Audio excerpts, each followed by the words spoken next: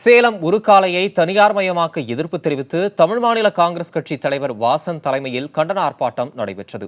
சேலம் மாவட்ட ஆட்சியர் அலுவலகம் எதிரே நடைபெற்ற கண்டன ஆர்ப்பாட்டத்தில் 700க்கும் மேற்பட்ட தமிழ் மாநில காங்கிரஸ் கட்சியினர் பங்கேற்றனர்.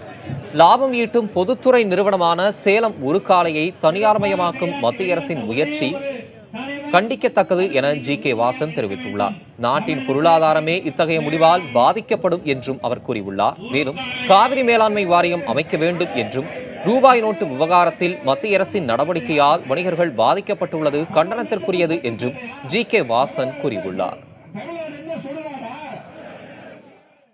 லாபத்தில் ஓடுகின்ற ஒரு பழமை வாய்ந்த மிகப்பெரிய தொழிற்சாலையை தனியாருக்கு தாரை வார்த்து கொடுக்க வேண்டும் என்றாலே அதில் உள்நோக்கம் இருக்கிறது என்று அர்த்தம்.